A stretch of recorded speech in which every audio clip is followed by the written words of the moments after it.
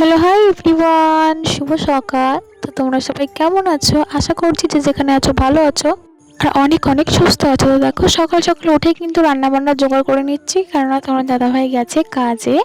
আর আমাকে কিন্তু 8টা সাড়ে 8টার মতো ভাত গুছিয়ে দিতে হবে, নিতে আসবে। তো সেই ক্ষেত্রে আমি কিন্তু রান্না করতে বসিয়ে দেওয়ার আগে সবজি মবজি সব কেটে নিচ্ছি।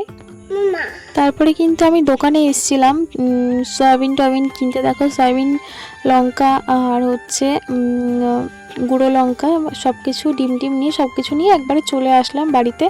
আর আমি কিন্তু চালটা ভিজিয়ে রেখে গেছিলাম, তারপরে এসে পর তাড়াহুড়ো করে ভাতটা বসিয়ে দিয়েছি, আর ভিডিও করেছিলাম না। তারপরে একবারে রান্না হওয়ার পরেই তোমাদেরকে শেয়ার করছি। এদিকে দেখো ভাত তো হয়েইছে, এখানে হচ্ছে সয়াবিন আলুর তরকারি, এখানে হচ্ছে চিলি চিকেন তোমার দাদাভাই নিয়ে এসেছিলো কিনে, তো সেই ক্ষেত্রে কিছুটা রয়ে গেছে। আর এখানে আগের দিনের মাছের ঝোল, এই একটা মাছ আছে সেটা তোমার দাদাভাই খায়নি সেই জন্য। আর এখানে আছে ভেন্ডি আলু ভাজা, পেঁয়াজ দিয়ে ভেন্ডি আলু ভাজা। আর এইদিকে দেখো সোনাপাপার দুধটাও কিন্তু হাঁড়িতে আছে। তারপরে এখন সোনাপাপাকে কিন্তু খাওয়াতে যাব। দেখো সোনাপাপার জন্য কিন্তু আমি কাপে এক কাপ পুরো না, অল্প একটু দুধ নিয়েছি আর বিস্কিট নিয়েছি 3টে। এই তো ওকে খাইয়ে দিয়ে নেওয়ার পর দেখো পাপা এসেছিলো বাড়িতে ভাতটা নিতে। তোমাদেরকে বললাম যে পাপা আসবে বাড়িতে ভাত নিতে। ও একদমই ওর পাপাকে ছাড়তে চায় না। ভাতটা গোছানো হয়ে গেছে, পাপাকে একদমই ছাড়তে মানে দেখলে কেমন করে পাপাকে জড়িয়ে ধরে কেমন করছে। তো তারপরে পাপা কিন্তু বেরিয়ে গেছিলো কাজে যাওয়ার উদ্দেশ্যে, কেননা দেরি হয়ে যাচ্ছে, সেক্ষেত্রে পাপা কিন্তু বেরিয়ে গেছিলো। তো পাপা চলে যাওয়ার পরে আমি সোনাকে কিন্তু গুছিয়ে ঘরে রেখে এসেছি। বললাম তুমি কার্টুন দেখো, আমি জামা প্যান্টগুলো ভিজিয়ে নিই, তাহলে দেরি হয়ে যাবে। ওই জন্য আমি জামা কাপড়গুলো সব ভিজিয়ে নিচ্ছি।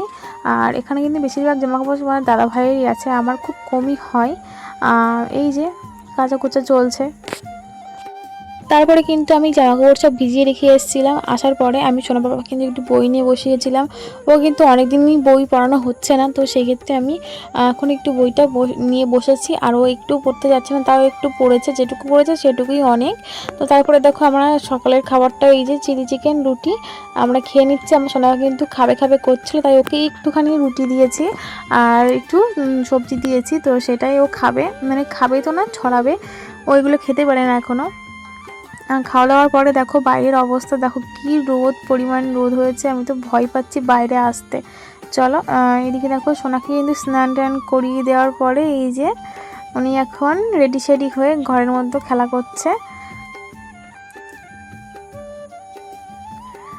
তারপরে দেখো সন্ধ্যাবেলা চলে আসলাম আমি। তোমার দাদাভাই বাজার থেকে নিয়ে এসেছিলো মাছ, তো সেই মাছটাই কিন্তু এখন ধুতে হবে, তারপরে বাছতে হবে। এই যেগুলো হচ্ছে রুই মাছ, আমি ঠিক জানি না এটা মাছের নাম কি। তোমার দাদাভাই বললো রুই মাছ প্রচুর কাটা হবে, মাংস।